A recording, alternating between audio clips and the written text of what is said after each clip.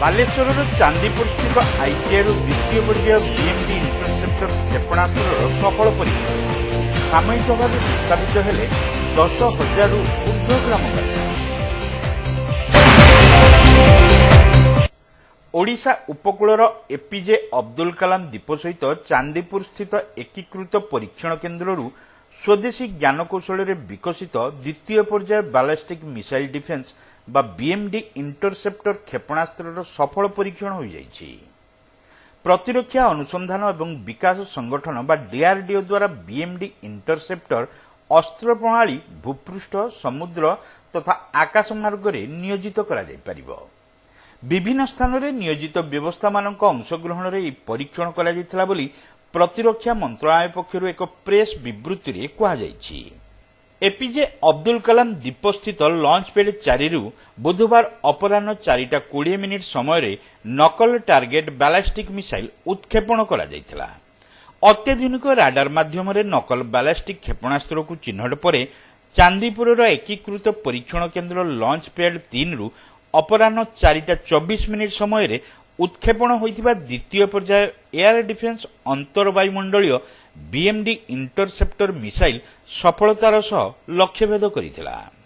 ଭାରତ ଆଡ଼କୁ ଆସୁଥିବା ଶତ୍ରୁ ପକ୍ଷର କୌଣସି କ୍ଷେପଣାସ୍ତ୍ରକୁ ଧ୍ୱଂସ କରିବାରେ ସକ୍ଷମ ଏହି ସିଷ୍ଟମକୁ ବାଲିଷ୍ଟିକ୍ କ୍ଷେପଣାସ୍ତ୍ର ପ୍ରତିରକ୍ଷା କାର୍ଯ୍ୟକ୍ରମ ଅଧୀନରେ ବିକଶିତ କରାଯାଇଛି।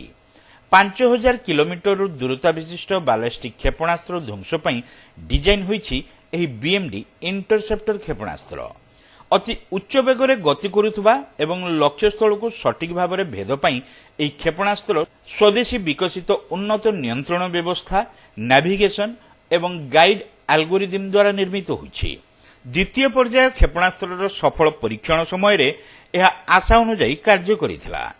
ଫ୍ଲାଇଟ୍ ଡାଟା କ୍ୟାପଚର ପାଇଁ ନିୟୋଜିତ ରାଡାର ଟେଲିମେଟ୍ରି ଓ ଇଲେକ୍ଟ୍ରୋ ଅପ୍ଟିକାଲ ଟ୍ରାକିଂ ସେସନ୍ ସହିତ ଅନେକ ରେଞ୍ଜ ସେନ୍ସର ଦ୍ୱାରା ସଂଗୃହୀତ ତଥ୍ୟ ଏହି ପରୀକ୍ଷଣର ସଫଳତାକୁ ପ୍ରମାଣିତ କରିଛି ବୋଲି ଡିଆର୍ଡିଓ ପକ୍ଷରୁ ସୂଚନା ଦିଆଯାଇଛି। ଦ୍ୱିତୀୟ ପର୍ଯ୍ୟାୟ ବିଏମ୍ଡି ଇଣ୍ଟରସେପ୍ଟର ବାଲାଷ୍ଟିକ୍ କ୍ଷେପଣାସ୍ତ୍ର ପ୍ରତିରକ୍ଷା ପ୍ରଣାଳୀରେ ଉଚ୍ଚ ଶକ୍ତି ବିଶିଷ୍ଟ ରାଡାର ରହିଛି ଏବଂ ଏହା ବୃହତ୍ ଅଞ୍ଚଳକୁ ଶତ୍ରୁପକ୍ଷ କ୍ଷେପଣାସ୍ତ୍ର କିମ୍ବା ବିମାନ ଆକ୍ରମଣରୁ ରକ୍ଷା କରିପାରିବ ବୋଲି ଡିଆର୍ଡିଓ ପକ୍ଷରୁ କୁହାଯାଇଛି। ପ୍ରତିରକ୍ଷା ମନ୍ତ୍ରୀ ରାଜନାଥ ସିଂ ଡିଆର୍ଡିଓ ଏବଂ ଇଣ୍ଟରସେପ୍ଟର କ୍ଷେପଣାସ୍ତ୍ର ବିକାଶ ତଥା ପରୀକ୍ଷଣ ସହ ଜଡ଼ିତ ବୈଜ୍ଞାନିକମାନଙ୍କୁ ଅଭିନନ୍ଦନ ଜଣାଇଛନ୍ତି। ପୃଥିବୀର କମ୍ ସଂଖ୍ୟକ ଦେଶରେ ଉପଲବ୍ଧ ଉନ୍ନତ ଜ୍ଞାନକୌଶଳଯୁକ୍ତ ଏହିଭଳି ଇଣ୍ଟରସେପ୍ଟର ଦେଶର କ୍ଷେପଣାସ୍ତ୍ର ନିରସ୍ତ୍ର ଦକ୍ଷତାକୁ ଆହୁରି ମଜବୁତ କରିବ ବୋଲି ଶ୍ରୀ ସିଂ କହିଛନ୍ତି। ଡିଆର୍ଡିଓର ଅଧ୍ୟକ୍ଷ ଡକ୍ଟର ସମୀର ଭି କାମାତ ସଫଳ ପରୀକ୍ଷଣରେ ସାମିଲ ବୈଜ୍ଞାନିକମାନଙ୍କୁ ଅଭିନନ୍ଦନ ଜଣାଇଛନ୍ତି। ଇଣ୍ଟରସେପ୍ଟର କ୍ଷେପଣାସ୍ତ୍ର ଦେଶର ସୁରକ୍ଷା ବ୍ୟବସ୍ଥାରେ ଦକ୍ଷତା ପ୍ରଦାନ ସହ ବିଭିନ୍ନ ପ୍ରକାରର ଲକ୍ଷ୍ୟ ଧାର୍ଯ୍ୟ ପାଇଁ କ୍ଷମତା ପ୍ରଦାନ କରିବ ବୋଲି ଡକ୍ଟର କାମାତ କହିଛନ୍ତି।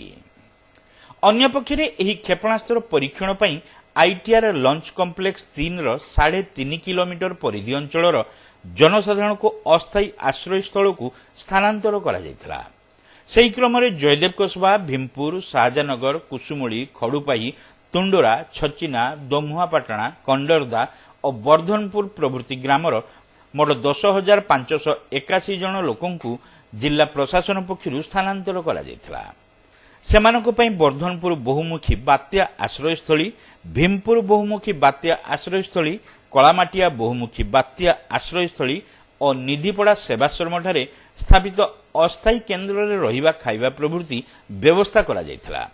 ବିସ୍ଥାପିତ ଲୋକଙ୍କ ସହାୟତା ପାଇଁ 10 ଜଣ ସରକାରୀ ଅଧିକାରୀ ଓ କର୍ମଚାରୀଙ୍କୁ ନିୟୋଜିତ କରାଯାଇଥିଲା।